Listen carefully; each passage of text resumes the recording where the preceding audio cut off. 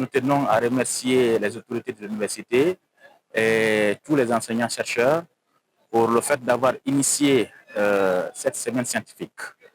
Et au cours de cette semaine, il y a eu assez d'activités au cours desquelles nous avons échangé pour le bonheur de notre université.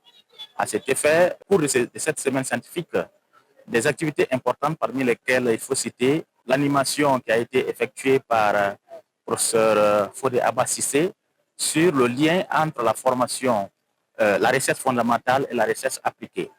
Donc, au cours de son intervention, nous avons été élucidés sur beaucoup de choses pour lesquelles, en tant qu'enseignant-chercheur, chacun d'entre nous doit se lever pour chacun dans son domaine puisse faire quelque chose. À la suite également, il y a eu beaucoup de nos collègues enseignants-chercheurs qui ont partagé des résultats de leurs recherches, que ce soit au cours du master ou au cours de la thèse. Donc, ces informations nous ont beaucoup élucidés. Ensuite, nous avons échangé avec les collègues sur les expériences que chacun d'entre nous a pu vivre pendant la soumission de ces dossiers au CAMES.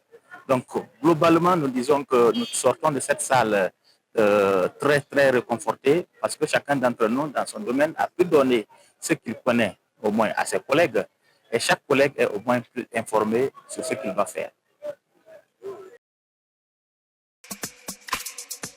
Alors, comme vous l'avez dit, nous avons vécu 2 journées d'intenses travaux en matière de recherche scientifique qui ont démarré par une présentation extrêmement brillante d'un invité exceptionnel en la personne de professeur Abba Cissé, qui nous a donc présenté un thème extrêmement intéressant concernant le lien entre la recherche fondamentale et la recherche appliquée, le cas de la recherche médicale en neurologie en République de Guinée.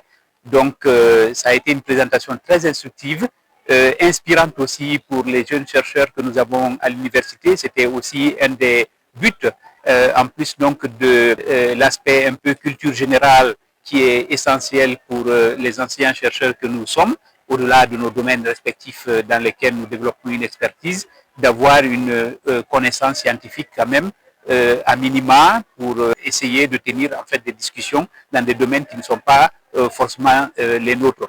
Et donc, par la suite, comme vous l'avez suivi, il y a eu tout un tas de panels sur notamment la place de l'IA et les défis liés à l'intégration de l'IA, notamment concernant la question du plagiat et l'intégrité scientifique. Ce sont des débats aujourd'hui qui sont tenus dans toutes les grandes institutions d'enseignement, mais pas que d'ailleurs, à travers le monde. Et il était important à l'Université de la Baie que des débats comme ça se tiennent et qui doivent aboutir sur l'encadrement aujourd'hui de la pratique de l'utilisation de l'IA au sein de notre établissement.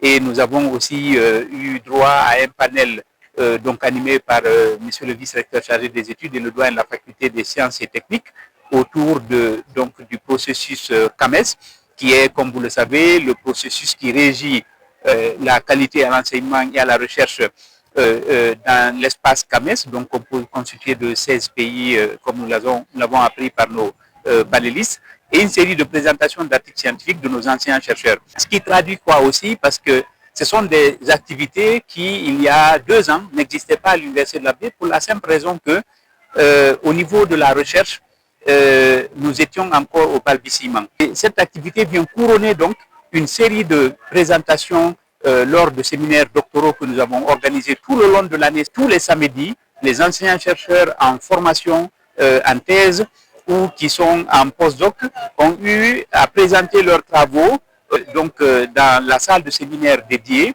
et ces travaux ont été discutés et je crois que cela a beaucoup contribué à accompagner ces collègues-là, en quelque sorte parfaire leur travail et surtout encore continuer à développer leur activité de recherche. Je vais commencer d'abord par remercier nos autorités d'avoir initié cette semaine des sciences qui est extrêmement importante parce que nous sommes des enseignants-chercheurs. Donc ça veut dire qu'en plus de l'enseignement, nous devons nous lancer dans la recherche. Et cette recherche, nous avons beaucoup appris à travers ces 2 jours, hier et aujourd'hui, par rapport à la recherche scientifique, par rapport à l'utilisation de l'IA dans la recherche scientifique. Donc, c'est extrêmement important. Et nous demandons à ce que ces semaines scientifiques soient démultipliées au niveau national pour que tous les enseignants-chercheurs se lancent réellement dans la recherche, parce que c'est ce qui va nous aider à venir au niveau du CAMES pour faire nos grades. Donc, c'est extrêmement important. Nous ne devons pas nous limiter à l'enseignement, plutôt nous devons faire la recherche associée à l'enseignement.